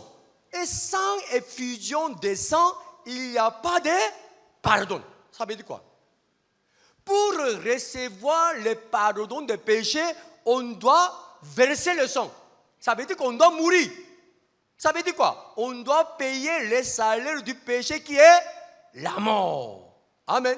Donc, depuis l'Ancien Testament, chaque fois lorsque le peuple d'Israël ont commis le péché, ils ont amené quoi? La victime, les animaux. Et puis, ils ont tué les animaux à cause de leur propre péché. Vous comprenez? Pourquoi? Le salaire du péché est la mort. Puisque Dieu, il a déchiré comme ça. C'est-à-dire, celui qui a problème de péché, forcément, il doit payer les salaires du péché. Ça veut dire quoi? J'ai volé ses portables. J'ai volé ses portables. Hein? Et puis, je fus. Et je me suis caché. En pensant que personne ne m'a vu. Mais malheureusement, il y avait un policier qui m'a vu depuis loin. Il était en face de moi. Il m'a vu, moi qui est en train de voler, et puis il m'a poursuivi. Et puis, il m'a attrapé. Puisqu'il a raconté tout ce que j'ai fait, je ne pouvais pas nier. J'ai demandé seulement pardon. Je me suis mis à genoux. Et puis, j'ai demandé pardon. Mais il ne m'a pas pardonné. Et il m'a mis en prison. En étant en prison, j'ai été jugé. Le juge que j'ai rencontré, je lui ai demandé pardon. Il ne m'a pas pardonné. Il m'a condamné. J'ai été condamné à 3 ans de prison. Et je suis resté en prison pendant 3 ans. 3 ans plus tard, je suis sorti. Pourquoi? Dieu purgé ma peine. Amen. Amen. Tiens, je suis sorti de la prison. Je ne suis plus pécheur. Amen. Qui m'a pardonné? Je suis sorti de la prison parce que j'ai demandé pardon aux policiers. Je suis sorti de la prison parce que j'ai demandé pardon aux juges. Non, je suis sorti de la prison parce que j'ai purgé ma peine. J'ai payé les salaires de mes péchés totalement, entièrement. Donc je suis sorti. Amen. Ça, c'est la solution de Dieu. C'est-à-dire, si vous avez péché, au lieu de demander pardon, il faut payer les salaires du péché. Ça, voilà, il y a quelqu'un qui a pris votre argent. Lorsque vous avez rencontré cet homme, il vous demande pardon seulement. Vous allez dire quoi? Au lieu de demander pardon, il faut payer. C'est ça, non? C'est Dieu aussi, même chose. Au lieu de demander pardon, il faut payer les salaires du péché. Écoute bien. Les salaires du péché est la mort. En temps normal, il ne peut jamais résoudre les problèmes de péché sans payer les salaires du péché. Ça veut dire quoi? Il doit aller où? Il doit aller où? À l'enfer. Pour payer les salaires du péché. Les salaires du péché est la mort. Il doit entrer à l'enfer. Il doit être séparé de Dieu. Amen. Amen. Mais voilà, ces péchés tombés sur qui? Sur Jésus. Amen. Ça, maintenant, Jésus doit résoudre ces problèmes. Effectivement, Jésus aussi, il a prié à Dieu. Seigneur, si c'est possible, déplace cette coupe de moi. Seigneur, si c'est possible, déplace cette coupe de moi. Cette coupe, quelle coupe? La coupe de la mort. Seigneur, si c'est possible, est-ce que je peux résoudre le problème de ces péchés sans passer la mort, sans payer les salaires du péché qui est la mort? Dieu, il a dit quoi? Jamais. Si tu ne payes pas les salaires du péché, tu ne pourras jamais résoudre le problème de ces péchés. Forcément, tu dois payer les salaires du péché. Sans payer, sans effusion de sang, il n'y a pas de pardon. Amen. Amen. Mais Satan nous a trompés comment? Si tu as péché, il faut demander pardon, tu seras pardonné. C'est faux. Ce n'est pas biblique. Ça, ce n'est pas ce que la Bible nous a enseigné. Même si vous demandez pardon dans votre prière qui demande pardon ne peut jamais être exaucé. Pourquoi? Le salaire du péché est la mort. Ça, c'est ce que la Bible nous a enseigné depuis l'Ancien Testament. À cause de cette raison, Jésus aussi, il n'était pas exceptionnel. Toi aussi, tu dois payer les salaires du péché pour ces péchés. Amen. Amen. On va lire Jean chapitre 1, verset 29. Jean chapitre 1, verset 29. Le lendemain, il vit Jésus venant à lui. Le lendemain, il vit qui? Jean-Baptiste. Jean-Baptiste, il a vu Jésus venant à lui. Et il dit, voici l'agneau de Dieu. L'agneau de Dieu, ça veut dire quoi? Messie. L'agneau de Dieu est un autre nom de Messie. Vous comprenez? Messie, Christ, l'agneau de Dieu, sauveur, tout est même mot. Amen. Voici l'agneau de Dieu qui ôte le péché du monde. Jésus a pris le péché du monde. Le péché du monde, ça veut dire quoi? On doit voir ici. Depuis le commencement, c'est depuis Adam jusqu'à la fin de ce monde. Tout le monde est né dans ce monde. Tout le monde est pécheur. C'est ça? Voilà, Jésus est venu dans ce monde. Il est mort sur la croix pour nos péchés. Tiens, maintenant, je vous pose une question. Jésus a résolu quel péché? Il y a trois groupes selon Jésus. Ceux qui sont nés avant Jésus. Ceux qui sont nés pendant qu'il était sur la terre. Et puis ceux qui sont nés après Jésus. Amen. Jésus est venu pour résoudre le problème de péché de qui? C'est-à-dire, il y a trois groupes, n'est-ce pas? 1, 2, 3. Amen. C'est-à-dire, pour Jésus, il y a trois péchés. Le péché passé, le péché présent, le péché futur. Amen. Jésus est venu dans ce monde pour résoudre quel péché? Le péché passé? Le péché présent? Ou bien le péché futur aussi? Hein? Écoute bien. Jésus est venu dans ce monde pour résoudre tous les péchés. Pourquoi? Parce qu'avant Jésus, après Jésus, Dieu n'a pas envoyé d'autres personnes. C'est-à-dire, s'il n'a pas résolu les problèmes des péchés de l'homme, tous les péchés de l'homme, il n'y a aucune solution encore. Parce que Dieu, il a envoyé une seule personne pour résoudre les problèmes des péchés de l'homme. Donc, c'est lui qui devait résoudre le problème des péchés passés, présents, futurs. Amen. Nous aussi également, nous avons 3 péchés. Quoi? Nos péchés passés, nos péchés présents, nos péchés futurs. C'est ça, non? Amen. Jésus a pris, Jésus n'a pas pris. Il a pris, il n'a pas pris. Lorsque Dieu a transmis le péché à Jésus, ces péchés, dans ces péchés, nos péchés passés, dedans n'est pas dedans. Nos péchés présents, dedans n'est pas dedans. Nos péchés futurs, dedans n'est pas dedans. Dedans, non? Amen. Tous les péchés de ce monde est sur Jésus. Jésus a dit que Seigneur, sans passer la mort, est-ce que tu peux résoudre ça? Dieu dit non. Jésus a prié en transpirant. Lorsqu'il a transpiré, le sang a coulé avec la sueur. Tellement il était sincère. Il a prié pour que Dieu puisse résoudre ses problèmes sans passer la mort. Dieu dit que tu dois passer la mort. Parce que Dieu dit que le salaire du péché est la mort. Forcément, tu dois mourir pour payer le salaire du péché. Donc, il devait mourir sur la croix pour le péché. Pourquoi? Le salaire du péché est la mort. Amen. Amen. Lorsqu'il est mort sur la croix, il a laissé la dernière parole. C'était quoi? Tout est accompli. Tout est accompli, ça veut dire quoi? Il est venu dans ce monde pour accomplir sa mission. Il a accompli sa mission quand? Lorsqu'il est mort sur la croix. On va lire sa mission. Sa mission était quoi? Matthieu chapitre 1, verset 21. Matthieu 1, chapitre 21.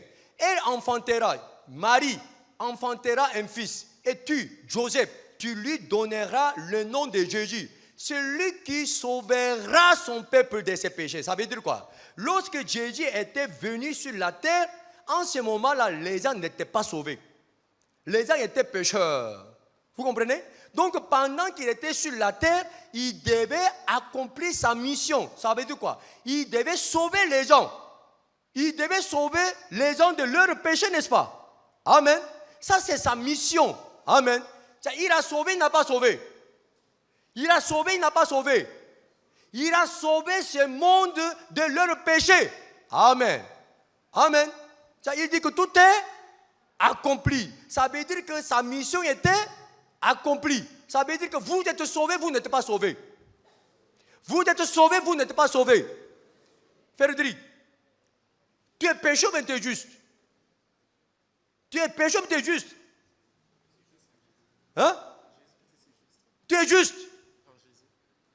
Tu es pécheur, mais tu es juste. Tu es pécheur. Tiens, comment tu t'appelles? Ghislain. Hein? Ghislain. Ghislain. Ghislain. Ghislain. Ghislain, il dit qu'il est pécheur. Maintenant, je m'en vais pour causer avec Jésus. Seigneur Jésus, il faut dire la vérité. Ghislain qui est là-bas, il est sauvé, il n'est pas sauvé. Ghislain est sauvé. Ghislain, il est pécheur ou bien il est juste? Ghislain est juste. Ça, écoute bien. Jésus a dit que Ghislain, il est juste. Mais Ghislain, il dit qu'il est pécheur. Qui est en train de mentir? Qui est en train de mentir? Qui est en train de mentir? C'est Ghislain qui est en train de mentir. Pourquoi? Il est dans le mensonge. Ça veut dire que selon lui, Jésus, il est mort pour rien. Seigneur, tu es mort sur la croix pour mes péchés. Mais malheureusement, mes péchés n'étaient pas bien effacés.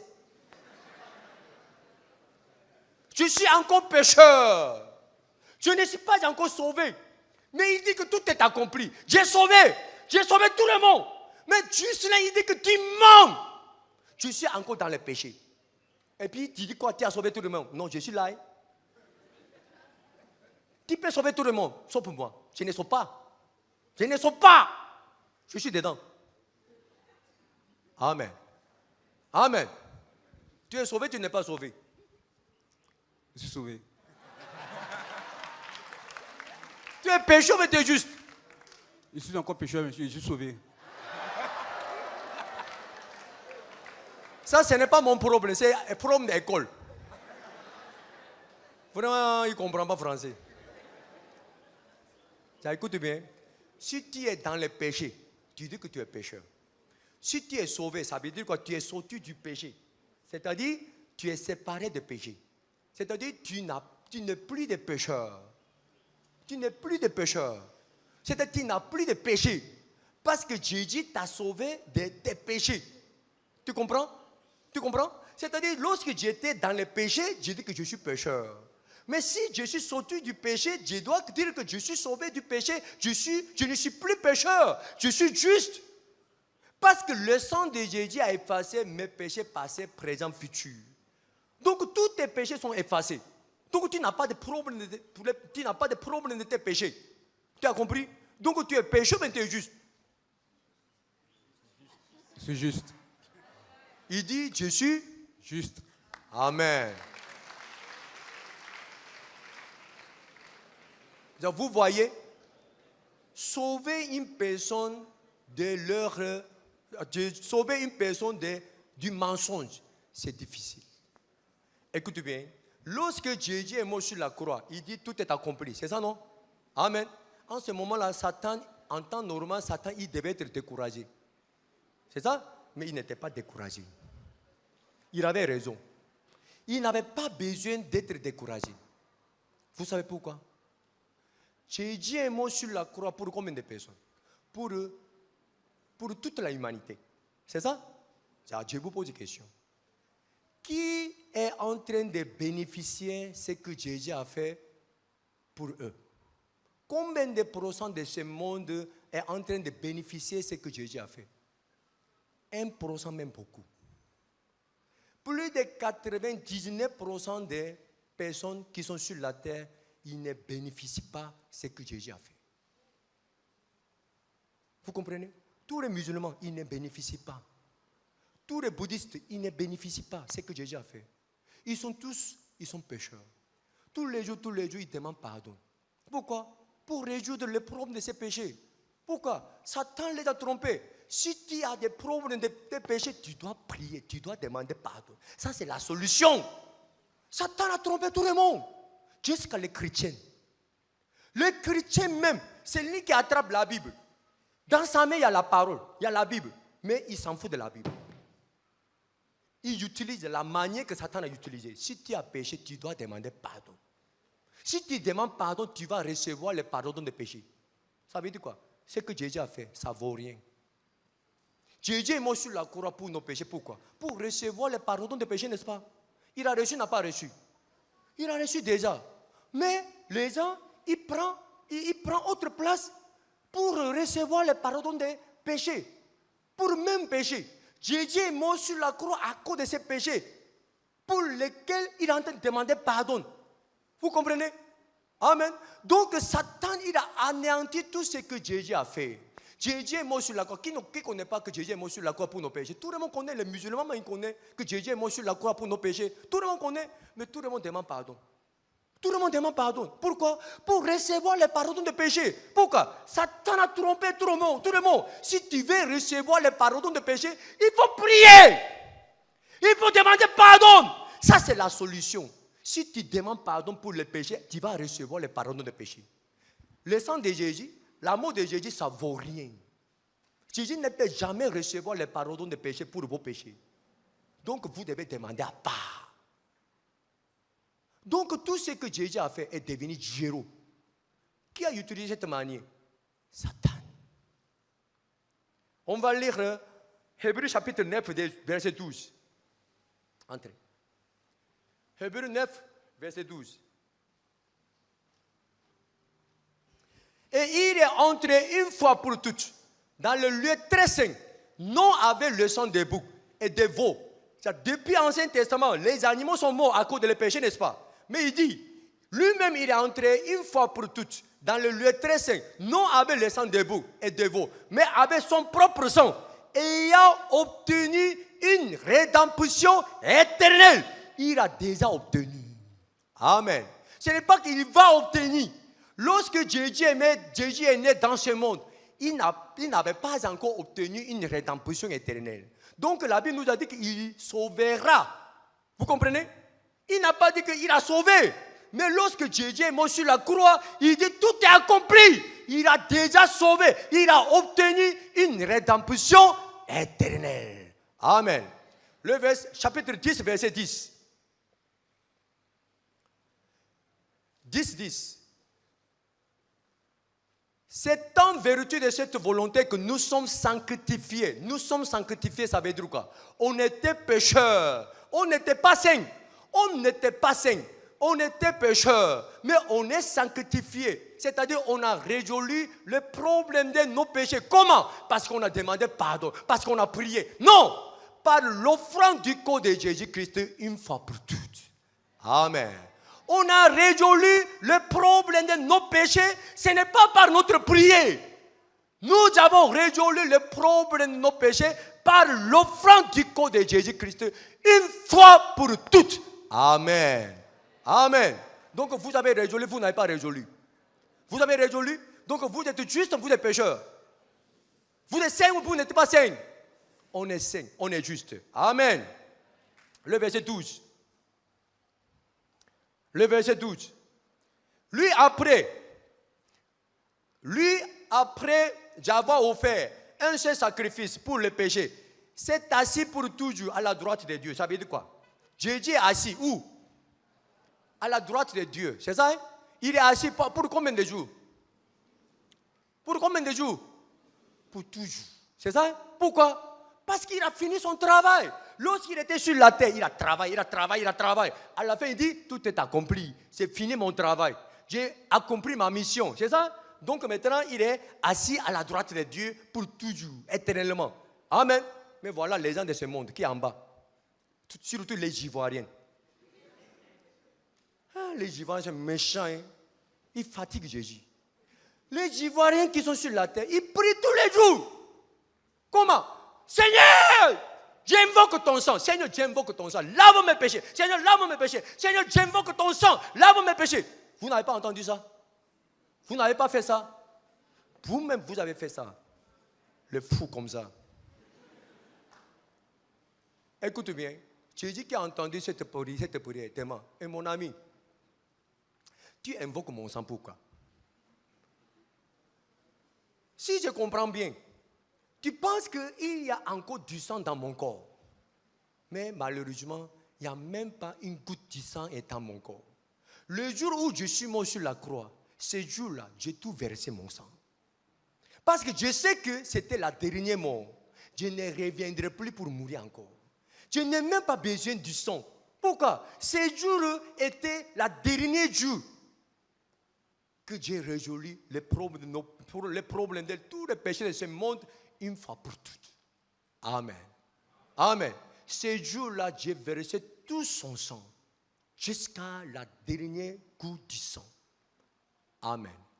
Amen. Donc, je n'ai plus de sang. Et puis, tu dis quoi? Seigneur, lave mes péchés. Lave. Je ne peux pas. Je ne peux pas laver tes péchés. Pourquoi? J'ai déjà lavé tes péchés. Je ne peux pas laver même péché 2 fois, 3 fois, 4 fois, 6 fois.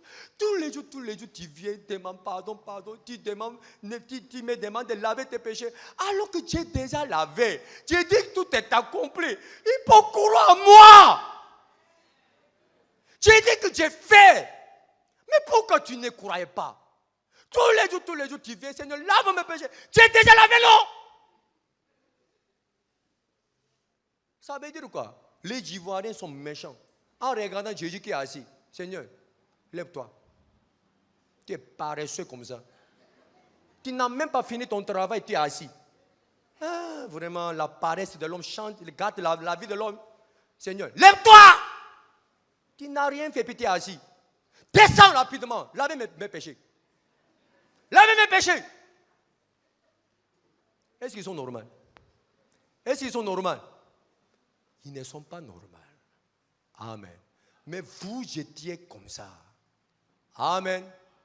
À cause de leur incrédulité, les gens s'en vont à l'enfer. On va lire Jean chapitre 16, verset 7. Jean chapitre 16, verset 7. Cependant, Je vous dis la vérité. Ça veut dire quoi? Les gens ne connaissent pas la vérité. Ils croient au mensonge. Il vous est avantageux que je m'en aille, car si je ne m'en vais pas, le consolateur, le Saint-Esprit, ne viendra pas vers vous. Mais si je m'en vais, je vous l'enverrai. Si le Saint-Esprit vient, il va faire quoi? Verset 8. Quand il sera venu, le Saint-Esprit sera venu, il convaincra le monde en ce qui concerne le péché, la justice et le jugement. C'est-à-dire, il veut nous convaincre.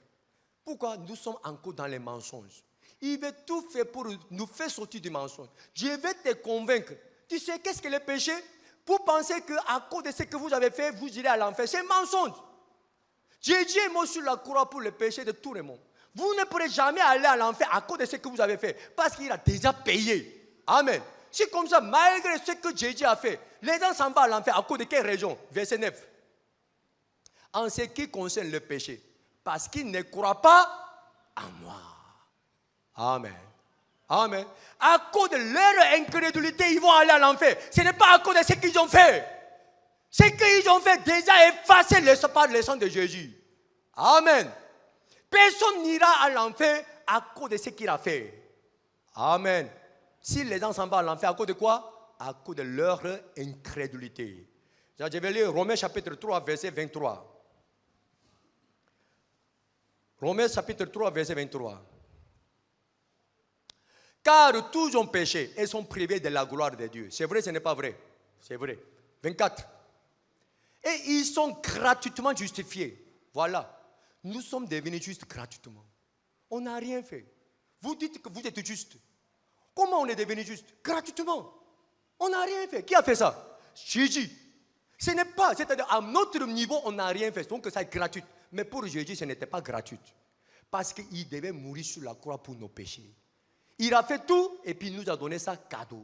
Donc on a reçu ça gratuitement. Amen. Ils sont gratuitement justifiés par sa grâce, par le moyen de la rédemption qui est en Jésus-Christ. Amen. 27. 27. Où donc est le sujet de se glorifier? Il est exclu. Par quelle loi? Par la loi des œuvres? Non, mais par la loi de la foi. Ça veut dire quoi? Pour devenir juste, on a besoin d'une seule chose. C'est quoi? La foi. Verset 28. Car nous pensons que l'homme est justifié par la foi, sans les œuvres de la loi. On n'a pas respecté la loi. C'est pas ça? Est-ce qu'on est devenu juste par la loi? Non. On est devenu juste par la loi, sans les œuvres de la loi. Donc pour devenir juste, on a besoin d'un seul moyen. C'est quoi? La foi. Et comment on peut obtenir la foi? Chapitre 10, verset 17. 10 et 17. Et la foi vient de quoi? De ce qu'on entend. Ah, ça veut dire que si nous voulons avoir la foi, on doit prier? Non. On ne doit pas gêner, on ne doit pas offrir? Non. Ça, on doit entendre. Quoi?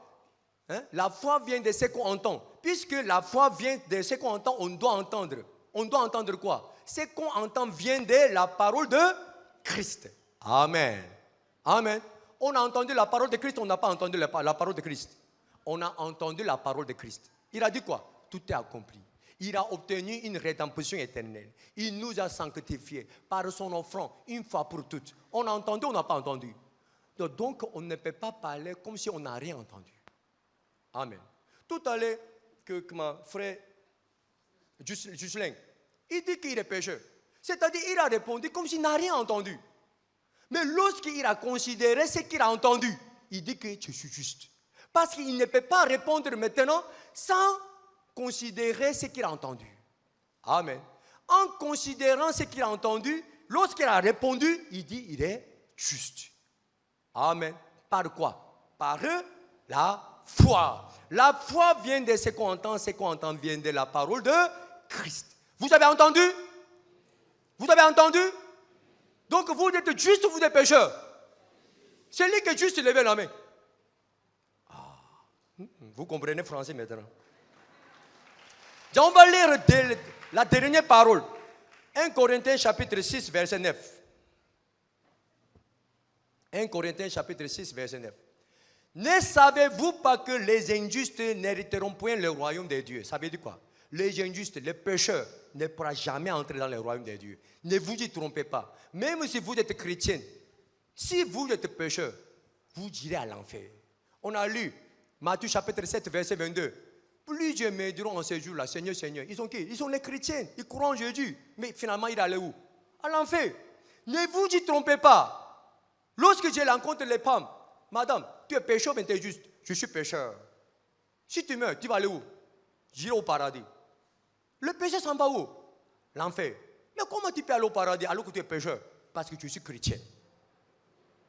Même si je suis pécheur, si je suis chrétien, j'irai au paradis. Les gens pensent comme ça. Ne vous y trompez pas. Même si vous êtes chrétien, si vous êtes pécheur, vous irez à l'enfer. Amen.